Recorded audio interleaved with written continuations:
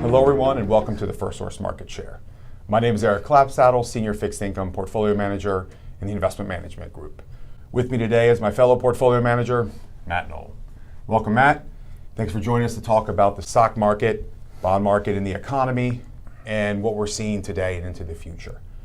Recently we've been hearing a lot from pundits and economists about a likely recession in 2023, possibly into 2024.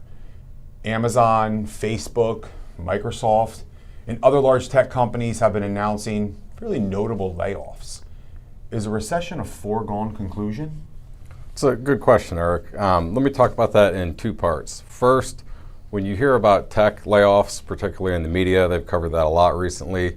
Once you get past the headline number, there's a lot of kind of numbers below that that are a little bit misleading. So Amazon, for example, is laying off 18,000 employees, which is a lot. But in perspective, they hired 746,000 in the past 3 years. They've added a workforce 7 times the size of South Bend since the pandemic.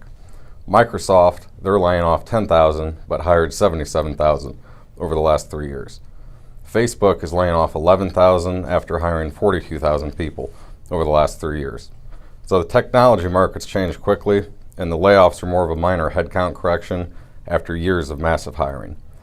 Secondly, the economy is very different than markets. So when we look at the tech market in the S&P 500, the technology sector makes up almost 30% of the market cap. When we look at the economy, jobs from the tech sector make up only 5% of the economy. So tech sector, 30% of markets, but 5% of the economy jobs. So it's very different. That's well said, Matt. To add to that, change in non-farm payrolls in January were up by 517,000. That's the largest since July of 2022 and was actually about 3 times the expectations. Can you elaborate a little bit more on the difference between the economy and the markets? Sure.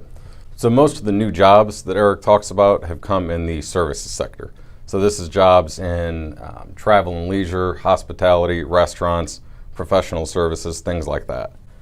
But within the S&P 500, only 38% of the earnings come from services and 62% of earnings come from goods or products like iPhones, cars, food, things of that nature. So the economy is almost the exact opposite of that. Excluding government spending, almost 65% of the U.S. economy is made up of services and only 35% comes from goods or products. So coming back to employment, 85% of the U.S. economy, jobs are in the service sector. So again, the markets are very, very different from the economy. Yeah, I think that is something that we've preached forever, that the markets and the economy don't always perfectly align. Give us a few examples over the years of the markets and the economy going in different directions. Yeah, so there's 2 recently. Back in 2008, you had the great financial crisis, and then more recently, 3 years ago, the COVID-19 pandemic. In both cases there, the economy was doing very, very poorly, even as markets started to surge.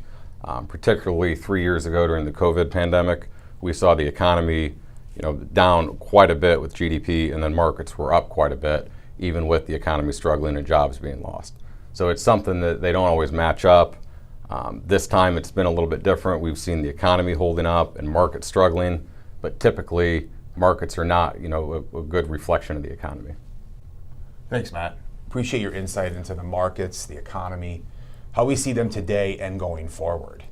As always, we're looking for opportunities to grow your assets through prudent investment decisions. Thank you for allowing us to serve you and your family. Have a great day.